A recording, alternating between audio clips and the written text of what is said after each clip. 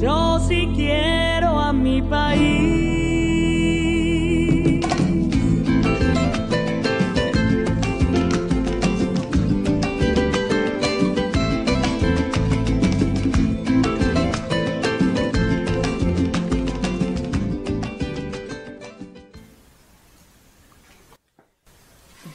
Merci beaucoup de m'avoir invité ici.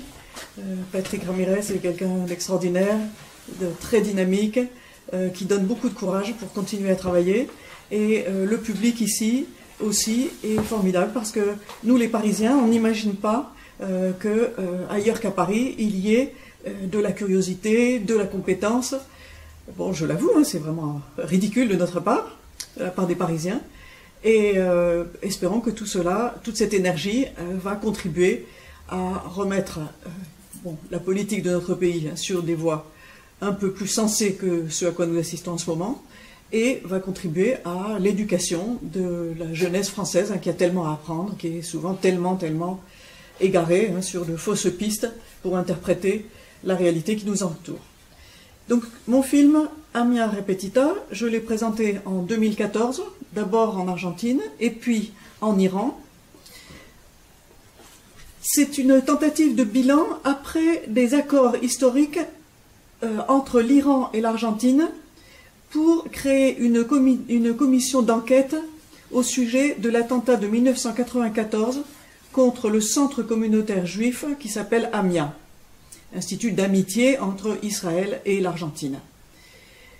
Au bout de 20 ans, cet attentat n'a toujours pas été élucidé. Maintenant, on en est à 21 ans, la situation n'a pas évolué du tout, rien n'avance. L'accord avec l'Iran stipulait tout simplement que des magistrats argentins pouvaient aller en Iran interroger les Iraniens accusés d'avoir fomenté ou réalisé l'attentat. Donc voilà. Vous remarquerez que maintenant, la situation diplomatique a beaucoup évolué puisque les États-Unis et l'Iran ont rétabli leurs relations, que tout le monde cesse de considérer l'Iran comme un État terroriste et que c'est une énorme défaite pour Israël. Donc les accords Iran-Argentine, eh bien c'est une première étape ou une étape intermédiaire dans le rétablissement des relations entre l'Amérique et l'Iran. La présidente argentine a été courageuse et audacieuse en prenant le contre-pied de tout ce que le lobby sioniste lui recommandait de faire, mais elle avait le soutien d'Obama, c'est évident.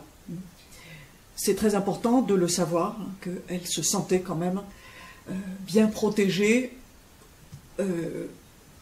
Obama ne pouvait pas,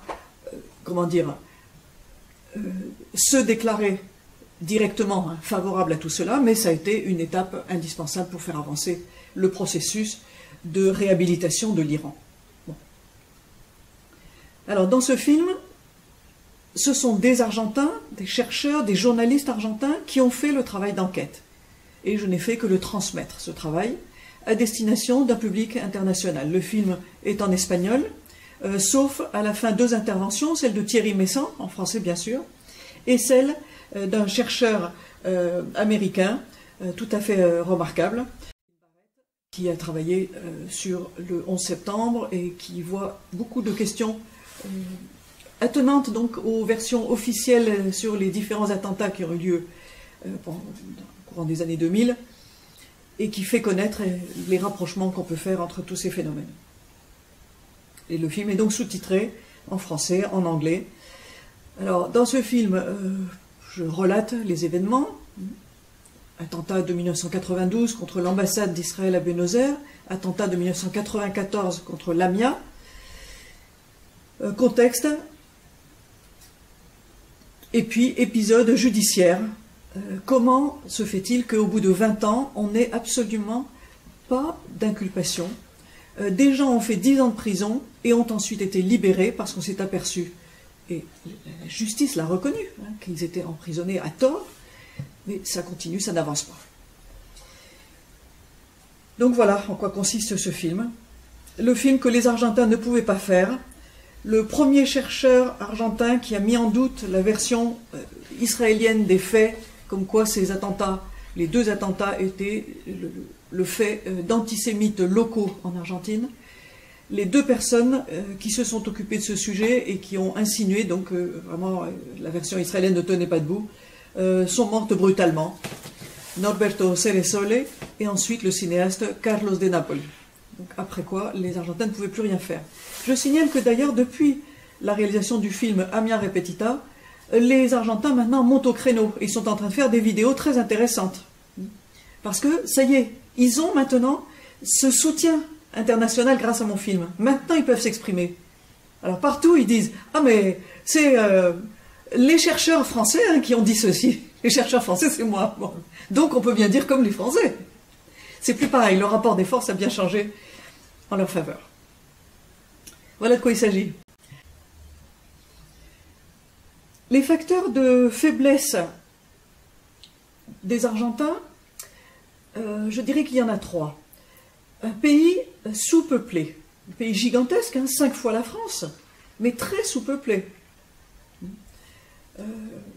Il n'atteint pas 40 millions de personnes, et la population est concentrée dans les villes, en particulier Buenos Aires, une capitale énorme, qui a été à égalité avec New York jusqu'à la crise de 1929. Après quoi, New York décolle et l'Argentine commence à stagner et à partir en marche arrière.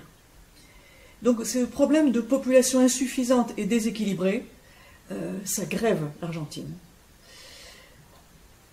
Premier problème. Deuxième problème, la rivalité historique entre deux conceptions de l'État argentin. La conception des producteurs de la campagne, des propriétaires agricoles, et la conception des commerçants des grandes villes. Comme toute l'Amérique espagnole, l'Argentine s'est développée par l'exploitation de ses ressources naturelles et l'exportation à destination de l'Espagne, qui avait prétendu avoir le monopole complet du commerce avec ses colonies américaines. Donc ça a créé des conflits d'intérêts. Les producteurs contre les exportateurs, les commerçants. Et ça, ce conflit, on va le retrouver constamment dans l'histoire d'Argentine. Le péronisme est très populaire. Il avait l'hostilité des communistes. C'est-à-dire qu'il était vu comme représentant l'esprit quand même de la campagne, de cette Argentine profonde, rurale, tirant sa légitimité d'une certaine autochtonie. Certaines, je dis bien, puisque les autochtones c'était les Indiens. Mais les producteurs agricoles disaient c'est nous la nation. Bon.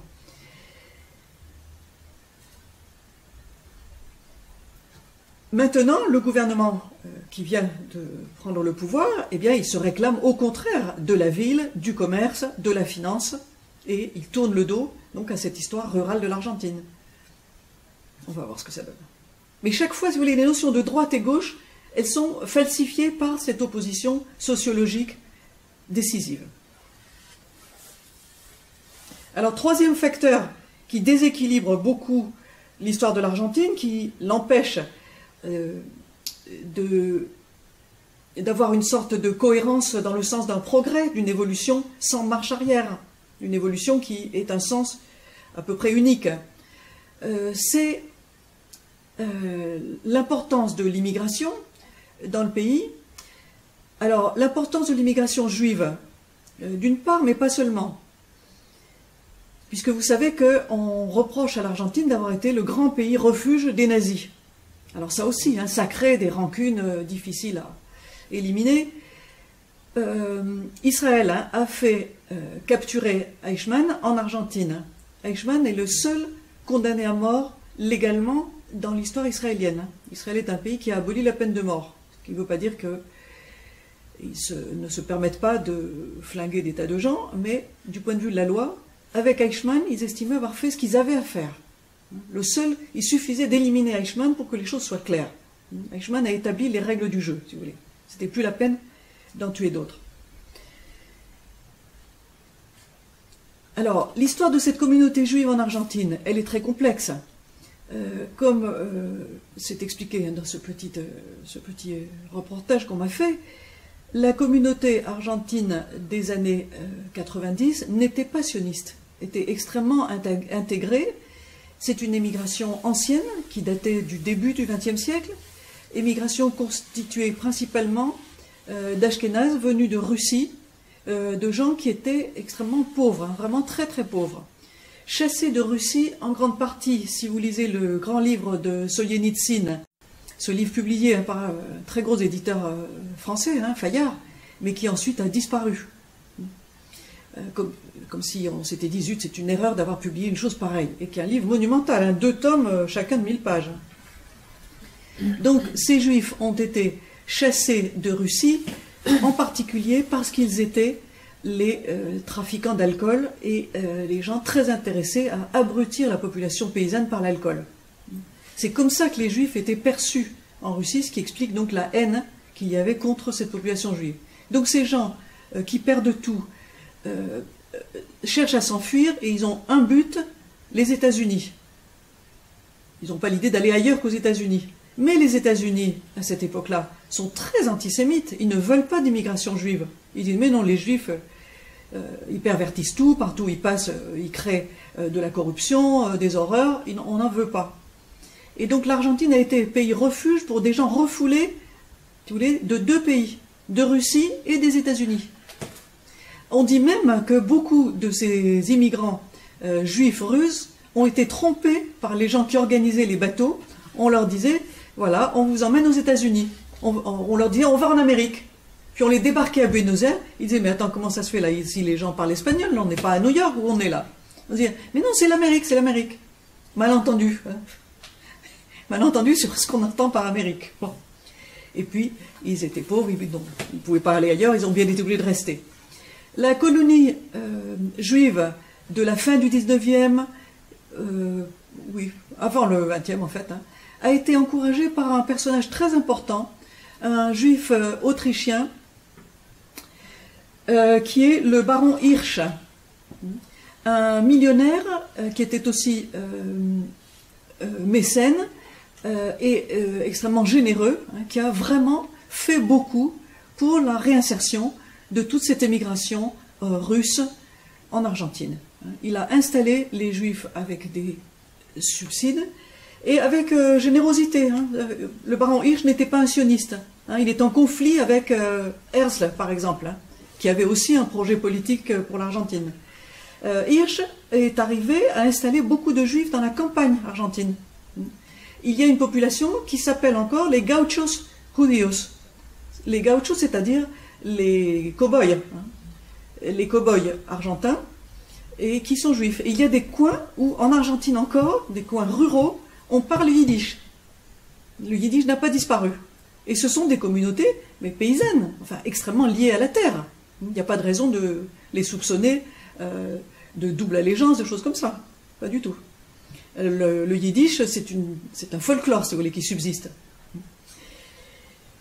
Alors ensuite, politiquement, bon, Herzl avait envisagé, avant de choisir la Palestine comme lieu d'émigration pour la population juive européenne, il avait envisagé l'Ouganda et l'Argentine.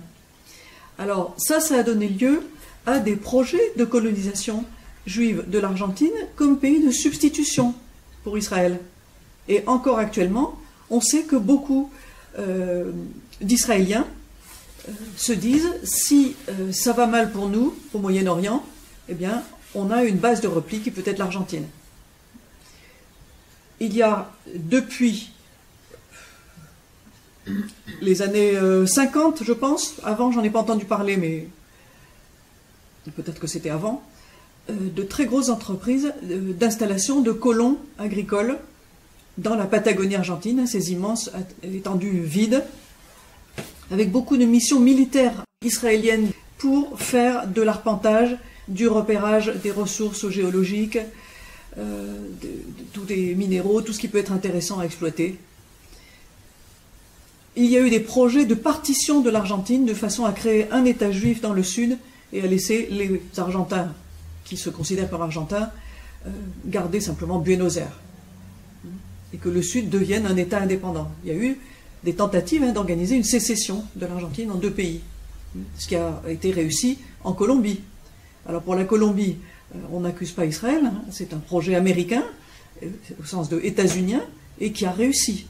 On a les États-Unis ont réussi à séparer la mince portion de territoire de Panama, qui faisait partie de la Colombie, à le séparer donc de la Colombie continentale. Projet américain qui a réussi. Un projet comparable a existé pour l'Argentine et il revient régulièrement à la surface. Donc cette colonie juive qui parfois est bien tentée quand même de revenir vers des intérêts israéliens ou américains, c'est aussi un problème dans l'histoire politique de l'Argentine.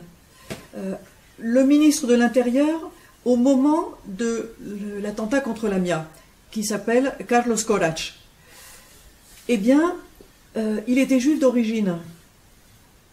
Il est souvent mentionné dans les poursuites éventuelles contre tous les gens de l'État argentin qui auraient contribué à dissimuler les faits, à empêcher l'enquête de se faire sur cet attentat. Et ce n'est pas le seul. Bon. Et l'affaire Nisman, elle nous concerne directement. Donc Nisman, il a un nom juif, mais il ne s'est pas distingué en tant que juif jusqu'à sa mort, peut-on dire. Il a été chargé d'étudier le dossier Amia en tant que procureur, et il était chargé exclusivement de cette affaire. Donc pendant 10 ans, il a reçu un salaire incroyablement élevé, disproportionné, rien que pour s'occuper de cette affaire sur laquelle il n'a absolument rien fait avancer. Toute son action a consisté à faire des voyages à Washington pour prendre les ordres là-bas. Alors ça, on le sait parce qu'il y a dans les câbles de Wikileaks toute une section qui concerne l'Argentine où on le voit, mais agir en tant que larbin. Aller demander à Washington « Oh, j'ai fait telle chose, j'ai fait une citation à comparaître à telle personne. Vous pensez que c'est correct? Je peux y aller? Pas d'inconvénient? Non, ça va? Pas d'objection ?» Enfin, des choses scandaleuses pour le procureur d'un État souverain. Il prenait ses ordres à Washington. Son agent traitant, c'était un monsieur qui s'appelle Jaime Stiuso, l'agent de la CIA dans les services secrets argentins, qui, au moment où Nisman a disparu donc de mort violente, a pris la fuite. Maintenant, on sait qu'il s'était enfui au Brésil, il s'est caché, et depuis quelques mois, il s'est réfugié aux États-Unis. Il refait surface maintenant aux États-Unis. Un véritable agent américain, donc, qui était dans les services secrets argentins. Donc, Nisman, je disais, c'est quelqu'un qui nous concerne, parce que il disparaît brutalement le 18 janvier. Coïncidence, à Paris, le 11 janvier, on a eu les manifestations « Je suis Charlie » dans Paris. Or, dès qu'il disparaît en Argentine, vous avez de grosses manifestations et tout le monde porte la pancarte « Je suis Nisman ». Extraordinaire coïncidence. On a eu l'impression que le phénomène Charlie a été imité aussitôt, là-bas, autour du personnage de Nisman. Donc l'affaire Nisman, un procureur chargé pendant 10 ans d'étudier l'affaire Amia, et en France, on a eu un article remarquable qui est paru sur Internet, d'un monsieur qui s'appelle Olivier Berruyer, qui a le site L'Écrise. Alors je ne sais pas quelles sont les sources de Berruyer, mais il a fait un dossier extraordinaire sur Nisman, en publiant donc en français ce que les Argentins ont découvert à sa mort, que ce monsieur non seulement il percevait un salaire totalement immodéré, mais il avait des revenus d'origine très confuse, lui ayant permis d'acheter de très nombreuses propriétés, dont une grande partie était mise au nom de sa mère, et son train de vie, eh bien, il faisait des voyages tout le temps pour retrouver des petites amies sur les plages brésiliennes, mexicaines. Bon, enfin, c'était un flambeur qui n'avait absolument aucun talent personnel en tant que juriste, qui n'a rien fait du tout, mais alors un flambeur qui avait des ressources inépuisables. Alors, au moment de l'affaire Charlie, eh bien, il était en vacances en Europe, en Hollande. Et puis, précipitamment, il était avec sa fille. Il dépose sa fille à l'aéroport de Barcelone en disant « Il faut que je rentre en Argentine, à Buenos Aires, parce que ma mère est malade ». Il arrive en Argentine, c'était les vacances Noël, là-bas, c'est les vacances d'été, donc c'est des vacances très sérieuses, où toute la vie politique est arrêtée. Et il annonce dans la presse, lundi, je vais faire des déclarations prouvant que la présidente argentine a trahi, qu'elle a fait une alliance inadmissible avec l'Iran autour de ces affaires de l'AMIA. Dans la nuit du samedi au dimanche, donc il y a un coup de feu mortel et il n'y a plus de Nisman. Donc le lundi, il ne peut pas faire son accusation, qui était annoncée de façon tonitruante, et le mardi, toute la presse argentine, la presse mainstream, presque la seule qui existe là-bas, dit « Ah ben voilà, c'est Madame Kirchner qui l'a fait assassiner parce qu'il allait faire des révélations. » Mais ça ne tenait pas debout. Tout le monde sait qu'il n'y avait absolument rien dans son dossier. Il n'y avait aucune révélation à faire. Donc l'analyse générale, c'est qu'au contraire, il disparaît parce qu'il s'était mis dans une situation impossible. La présidente avait tout ce qu'il fallait pour prouver que ces accusations étaient infondées. Elle n'avait pas intérêt, elle, à le faire assassiner. On ne voit pas ce qu'elle y aurait gagné. Mais enfin bon, sur le moment, ça a marché, tout le monde a dit quelle horreur, le pauvre Nisman a été assassiné par la présidente, ou sur les ordres de la présidente argentine. C'est un attentat antisémite de plus, et nous sommes tous Nisman. Ça a duré quelques mois. Ensuite, donc, on a eu les révélations sur sa vie privée, sur les sommes incroyables qu'il maniait et qu'il gaspillait, des fonds nationaux et des fonds d'origine mystérieuse. Nisman ne peut pas être respecté. Absolument pas. Et donc, bien entendu, la propagande sioniste, je ne dirais pas si américaine ou israélienne, mais de toute évidence sioniste, voulait faire de Nisman un martyr dans le combat contre l'Iran, mais ça fait un flop. C'est raté. C'est raté. Alors, je pense qu'il faut bien voir à quel point c'est aussi un échec pour sionistes américains ou israéliens, mais leur plan Nisman, ils l'avaient tenu à bout de bras pendant 10 ans, pour qu'il casse les relations entre l'Argentine et l'Iran, ça a complètement foiré, et depuis la mort brutale de Nisman, ils ne peuvent plus du tout reprendre de terrain dans le domaine-là, c'est pas possible. Alors, je vais vous parler de la thèse la plus extrême des chercheurs donc, avec lesquels je travaille au sujet de la disparition de Nisman. Il y a un monsieur qui fait des vidéos en ce moment en Argentine et qui a un succès foudroyant sur le net, sur une télévision, donc télévision très dissidente, qui ne passe pas à la télé, qui est seulement sur Internet, mais qui commence à avoir vraiment des chiffres de vues assez impressionnants. Ce monsieur, il est psychiatre. Et néanmoins, chercheur, il réfléchit beaucoup politiquement. Alors, lui, en tant que psychiatre, il est bien placé pour étudier non seulement les comportements des foules, mais aussi les cas extrêmes. Il a été le psychiatre de la femme du président Menem. Dans mon petit reportage, j'ai évoqué la mort tragique du fils du président Menem dans un accident d'hélicoptère. Donc la femme du président accuse son mari, Carlos Menem, d'avoir fait tuer son propre fils. Bon, pour des histoires, j'ai envie de dire des histoires shakespeariennes.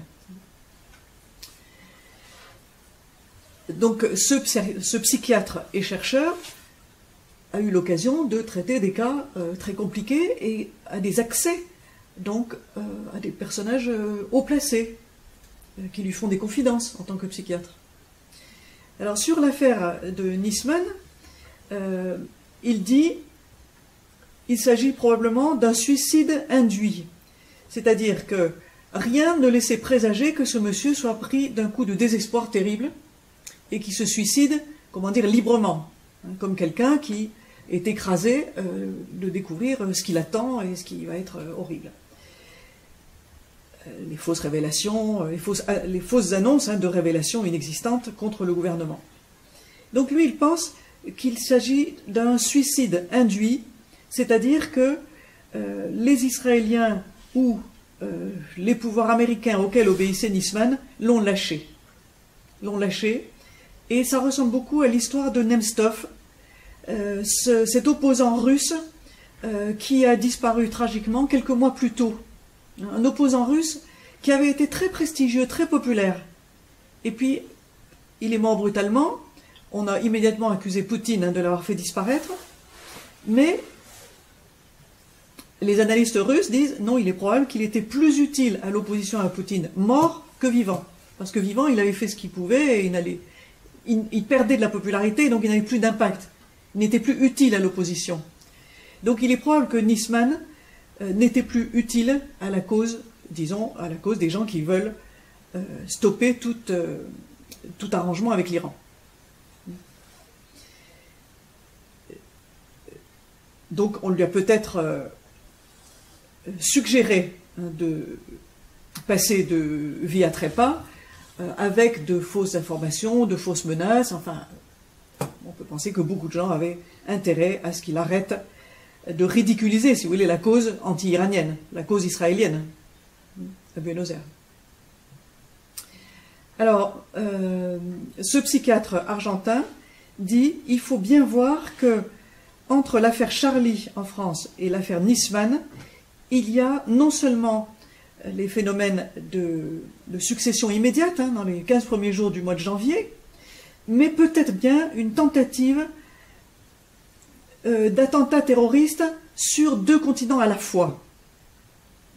Une volonté de faire basculer 2 pays en même temps du côté des intérêts sionistes. C'est-à-dire provoquer en Argentine quelque chose comme le Maïdan ukrainien, que toute la population se dresse contre la présidente argentine. Et en France, éventuellement, bien, en tout cas ce qui a marché, disons, une grande mobilisation contre les musulmans, contre les arabes. Avec Netanyahou qui était tout content de pouvoir dire « Ouais, on a des morts à l'hypercacher, les juifs vont arriver en masse en Israël. » Bon. Alors, s'il y a vraiment quelqu'un qui a conçu un projet comme ça sur les 2 continents, avec une synchronisation des dates, eh bien, on peut dire que leur projet n'a pas marché complètement. Ils n'ont pas réussi à créer une crise argentine sur le moment. Les élections viennent de donner le pouvoir à un parti beaucoup plus docile en Argentine, mais à la suite d'élections démocratiques. On est donc dans un jeu de la légalité et les choses vont continuer sur le mode légal pour le moment. Donc de ce côté-là, si vous voulez, le plan d'un Maïdan argentin est foireux.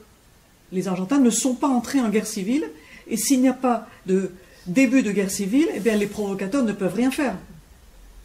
La légalité, elle est toujours là, et c'est une très bonne nouvelle.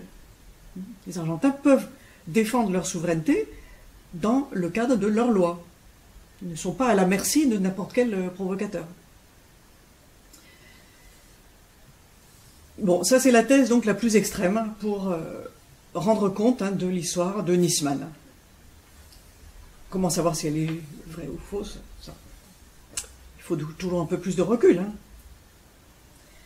bien entendu. Mais alors maintenant, la presse argentine annonce quelque chose de tout à fait intéressant. Elle annonce des attentats. Le gouvernement a dit « Oh là là, nous devons nous attendre à des attentats parce qu'il y a, je crois, 20 Argentins qui sont allés faire le djihad en Syrie. Donc les attentats vont arriver chez nous. » Ce genre d'annonce, très souvent, c'est suivi des faits. Ça n'aurait rien d'étonnant si quelqu'un préparait vraiment des attentats spectaculaires en Argentine. Toujours dans l'idée que la seule façon pour reprendre en main un pays, c'est d'y créer une grande crise. Tant qu'il arrive à se défendre selon son propre système habituel de gouvernement, on ne peut rien faire. S'il y a une grosse panique, un paquet de morts, là, on peut intervenir.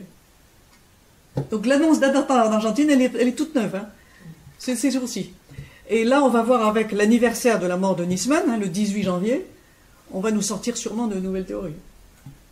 L'anniversaire, 1 an pile après une mort comme ça, c'est très intéressant. Beaucoup de choses sortent. Les choses se débloquent. On va voir dans quel sens. Alors, oui, je voudrais raconter un autre aspect du problème qui est quand même, du point de vue méthodologique, tout à fait extraordinaire. Les gens qui disent, dans le 11 septembre, dans les attentats de Madrid, l'attentat de Lockerbie, les attentats de Londres, du métro de Londres, il y a attentat sous faux drapeau. Eh bien, ces gens-là disent, pourquoi est-ce que nous défendons l'idée d'une falsification de la vérité et de l'existence d'un pays qui aurait tiré les ficelles, qui aurait manipulé d'éventuels Arabes, d'éventuels musulmans, pour leur faire un travail, en fait, de mercenaires dont ils ont été plus ou moins conscients, mais dont ils n'étaient pas entièrement responsables. Ces gens-là s'intéressent, ils partent toujours des failles dans le récit des faits, des détails qui ne collent pas, des incohérences ou des choses qui sont des invraisemblances, ou voire des choses impossibles dans le récit des faits. Le cas argentin est extraordinaire parce que c'est là qu'on a le plus d'incohérences et de phénomènes de dissimulation des faits et de falsification de la scène du crime qui sont patents. Donc, Thierry Meyssan lui-même, qui a écrit sur ces attentats argentins dans son deuxième volume de L'effroyable imposture. Ce deuxième volume, il a été beaucoup moins lu que le premier, mais il existe et il met en premier chapitre, il met le chapitre argentin.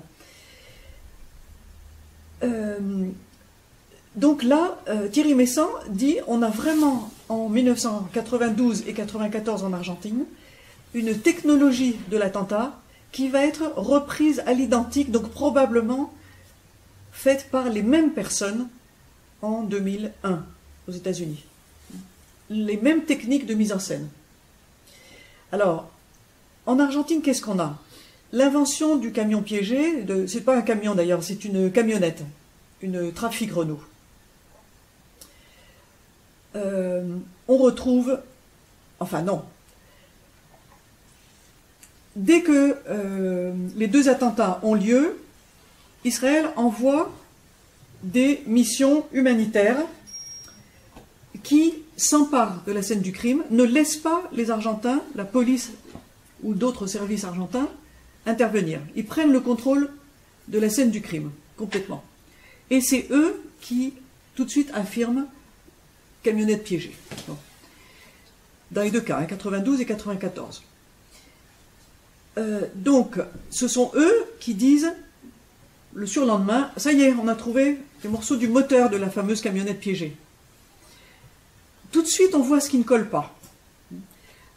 Les façades, donc vous avez d'un côté de la rue, le bâtiment de l'Amiens, avec de gros dégâts sur toute l'entrée de l'Amiens, tout ce qui donne sur la rue. De l'autre côté de la rue, des bâtiments où il y a juste les vitres qui ont été cassées, mais les façades sont entières. Juste les vitres. Bon, bah, une explosion, évidemment, ça casse le verre. Hein, bon. Et c'est tout. Donc, première chose bizarre. Deuxième chose bizarre, ils disent, ben oui, il y avait une voiture piégée au milieu de la rue, ou qui a foncé comme ça vers le bâtiment, mais enfin, en tout cas, c'était une voiture qui est arrivée par là, etc. Chose bizarre, eh bien, cette explosion, elle ne crée pas de dégâts sur la chaussée. Il n'y a pas de trou. La chaussée n'est pas abîmée. Dans l'attentat de 1992, c'est une semaine plus tard que les Israéliens vont dire « Si, si, il y a un trou, regardez, il y a un trou ». Mais tous les journalistes qui sont venus pendant les jours précédents ont dit « Tiens, il n'y a pas de trou ». Ce n'est pas des spécialistes en explosion, simplement ils avaient constaté, ils ont pris des photos, il n'y avait pas de trou. 8 jours plus tard, il y a un trou. C'est assez extraordinaire.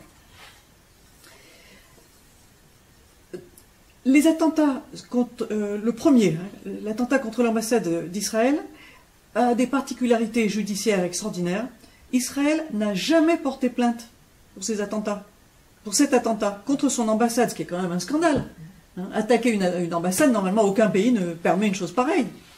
C'est contraire à toutes les lois de la diplomatie. Israël n'a pas porté plainte. En 1999, les autorités argentines faisaient quand même une enquête. Parce que les autorités argentines sont quand même responsables, n'avaient pas de raison, elles, de dire on s'en fiche, qui a bien pu faire ça. Non, c'est un crime, il faut bien en rendre compte. Eh bien, les juges prononcent un non-lieu. Non, non, on laisse tomber. Plus d'enquête du tout. Ce qui est invraisemblable. Ça avait fait une 20aine de morts. Bon. Et puis alors ensuite, donc, pour l'AMIA, les interventions, donc corruption du juge, donc qui est maintenant lui-même en jugement, il a été destitué et maintenant il a un jugement. 10 ans de prison pour un vendeur de voitures volées qui était censé avoir fourni une camionnette, mais qui n'avait rien fourni du tout et qui a été libéré. C'est un personnage d'ailleurs passionnant. Quand vous verrez le film Amia Repetita, vous verrez sa photo en gros plan, parce qu'on voit très bien que c'est quelqu'un d'intelligent. Il a fait 10 ans de tôle. Il a profité de ces 10 ans pour passer des diplômes de droit, et maintenant il a une formation d'avocat très solide. Donc il sait très très bien se défendre. Hein. Bon. Et bien on essaye en ce moment de le remettre en prison. Mais il a quand même été libéré parce qu'il n'y avait rien à faire, on ne pouvait pas le condamner. 10 ans de préventive, quoi, ou d'erreur judiciaire. Voilà. Bon. Alors, oui, donc je vous disais, ce qui est remarquable, c'est que donc, dans les attentats argentins, on a des tas de détails sur les événements même qui ne collent pas. Alors ensuite, tous les livres qui paraissent se posent des questions sur les responsabilités de différents responsables politiques, policiers ou juridiques argentins. Mais plus personne n'arrive à revenir aux faits tels qu'ils ont été au début. Alors c'est passionnant parce que, si vous voulez, ça c'est la méthode révisionniste, la méthode forissonienne qui est en action. Le professeur Forisson est quelqu'un de très prudent, il n'a jamais publié de conclusions politiques sur ses découvertes, il a toujours refusé de le faire. Il dit non, moi je veux juste qu'on respecte l'exactitude des faits, ce qui est réel et ce qui ne l'est pas. Les chercheurs argentins ont utilisé la même méthode et ils insistent pour qu'on y revienne toujours. Malgré donc les énormes bourbiers qui s'en suivent, ils disent non, il faut s'arrêter, il faut en rester aux faits primitifs, bruts. Une explosion censée venir d'une camionnette n'a pas fait de trou dans la rue, n'a pas fait effondrer l'immeuble en face. Il n'a même pas affecté la façade d'en face. On a retrouvé un moteur de camionnette, pas de chance, c'était 2 pièces détachées qui ne correspondaient pas au même véhicule et dont Renault de plus a certifié que ça ne pouvait pas être la camionnette qui avait explosé à un endroit pareil. Les faits élémentaires. Alors c'est un exemple de méthode important, et dans les autres attentats suspects, on n'a pas ces éléments de preuve de falsification de la scène du crime. Ce n'est pas aussi net. On a beaucoup d'hypothèses, mais rien qui soit aussi solide que dans le cas argentin. Donc on a l'impression d'attentats qui ont mal été préparés. Mais la recette a resservi et s'est améliorée en 2001. Alors je crois que c'est une leçon de méthode à retenir. Nous, par exemple, on en est à la recherche sur ce qui a bien pu se passer exactement dans l'affaire Charlie, dans le Bataclan. C'est vraiment difficile de s'y retrouver. Hein. Moi, mes amis argentins me disent « Mais informe-nous, dis-nous bien tout ce qui paraît en France. C'est évident que votre version officielle ne tient pas debout. » Et moi, très souvent, je leur dis « Mais arrêtez de fantasmer. Enfin, quand même, on sait bien que Koulibaly, c'est pas une invention israélienne. Il existe, les frères Kouachi aussi. On sait que bon, les gens du Bataclan, ça y est, on a leur fiche biographique, leur trajectoire. Bon, c'est vrai quand même que c'était des gens capables de faire ces conneries-là. Bon. Ils disent non, non, non, on veut juste des faits. Et ils se servent de leur méthode. Ils sont en train de sortir des vidéos donc sur l'affaire Charlie, de réutiliser la méthode argentine pour nous montrer, avec un peu plus de recul, ce sur quoi nous devrions nous arrêter et ne pas spéculer sur le reste. Voilà ce qu'ils nous disent. Et alors, si vous voulez, c'est la position inverse de la position où j'étais moi. Je prends par exemple Hicham Hamza, qui a le site tellement intéressant, Panamza. Il est ennuyé, il a des procès. Il ne peut pas dire vraiment tout ce qu'il sait ou tout ce qu'il voudrait dire. Et tous les chercheurs français, bon, c'est pareil, ils font très attention à ce qu'ils publient. Parce qu'il y a des risques pour eux. Mais les Argentins, ça va, ils n'ont pas le lobby sioniste français sur le dos. Et ils vont faire le travail que nous ne pouvons pas faire. Alors, en Argentine, il y a un personnage lié aux attentats du 11 septembre, qui est très sympathique, c'est un photographe. Un photographe qui a été mandaté par je ne sais plus quelle agence officielle américaine, très importante, pour aller tout de suite prendre des tas de photos sur les décombres des tours jumelles. Et puis, il s'est aperçu tout de suite qu'on voulait lui faire jouer un rôle contraire à son sens de la déontologie. On voulait qu'il remette absolument toutes ses photos et qu'il fasse des déclarations, etc. Bref, ce monsieur, il a refusé de donner ses photos au gouvernement américain et il est parti se réfugier en Argentine. Alors, les Américains demandent son extradition. La présidente Cristina Kirchner a refusé l'extradition. Elle est arrivée à le garder protégé en Argentine. On va voir la suite. J'espère pour lui que, juste avant les élections, il a pris la poudre d'escampette qu'il est ailleurs, hein, parce que le gouvernement, il le livrera dès qu'il pourra, c'est sûr. Alors, je voudrais vous parler, pour revenir à la question de l'impérialisme américain, du rôle de l'Angleterre qui est tout à fait particulier. L'Angleterre a joué un rôle décisif dans le rétablissement de l'honneur iranien en 2003. Donc les Israéliens obligent les Argentins à mettre en accusation 8 personnages officiels iraniens. Le premier que j'interviewe dans mon film et qui m'a beaucoup impressionné, je lui ai fait une interview à Qom, une ville très religieuse d'Iran, c'est le cheikh Rabbani. Vous verrez la façon dont j'ai pu le faire filmer, je pense que mon respect se transmet. C'était l'attaché culturel de l'ambassade iranienne à Buenos Aires au moment des attentats, qui n'était pas d'ailleurs une ambassade, c'était juste... si c'était une ambassade, mais ensuite, donc, il n'y a plus eu d'ambassade, il y a eu juste un attaché commercial. Enfin bon, le statut diplomatique a été très réduit. Donc il y avait le cheikh Rabbani qui a été accusé d'être celui qui était allé acheter une camionnette pour ensuite la faire exploser devant la mienne. Un personnage qui visiblement est un sage, quelqu'un de merveilleux. Mais il y avait aussi des gens très haut placés au gouvernement iranien, dont le président actuel, Rouhani. D'après la version israélienne, c'est lui qui aurait commandité l'attentat de 1994. Il y a un monsieur qui a été ministre de l'armée, Vahidi, très populaire en Iran, impliqué aussi. Et le chargé d'affaires commercial, qui s'appelle Soleimanpour, qui était à Buenos Aires à ce moment-là.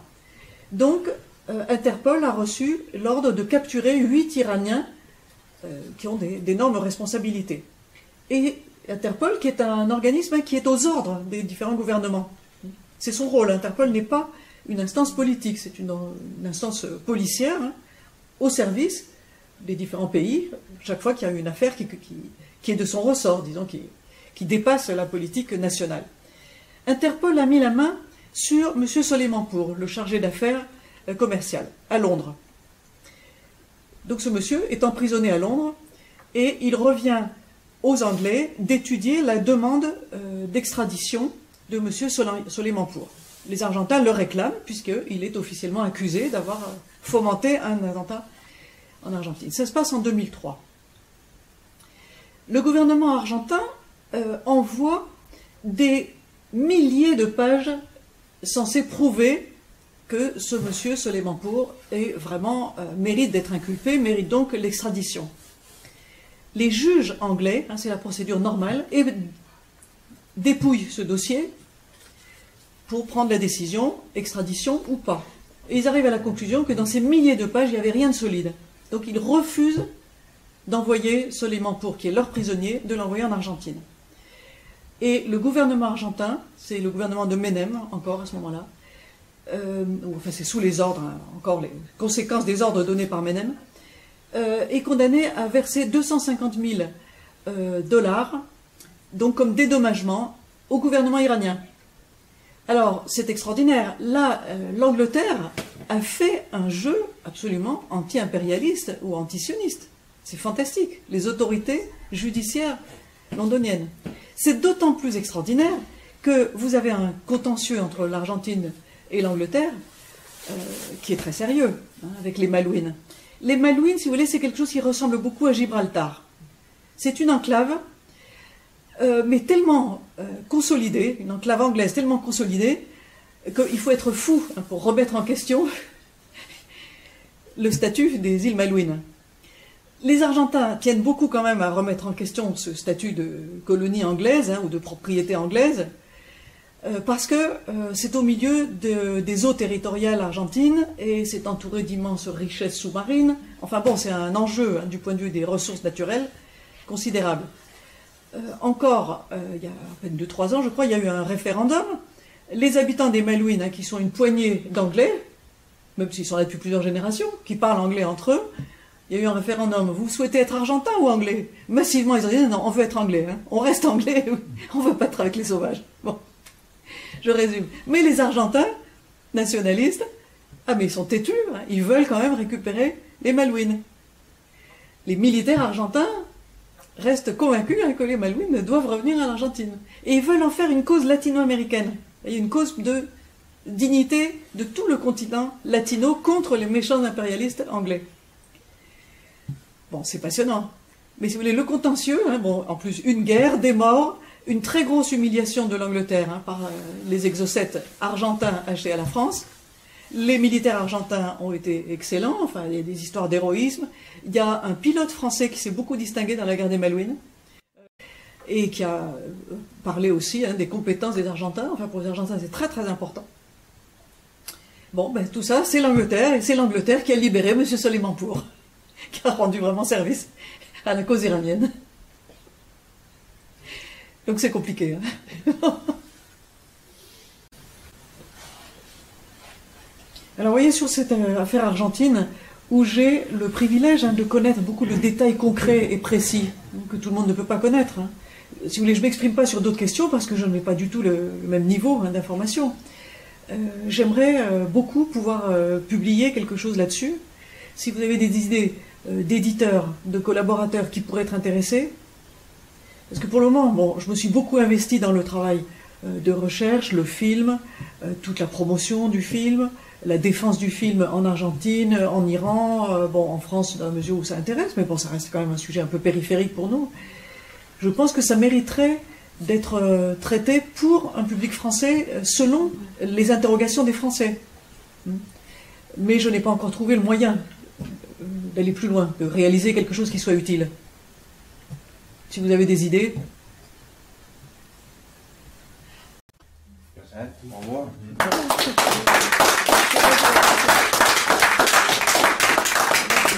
Yo sí quiero a mi país.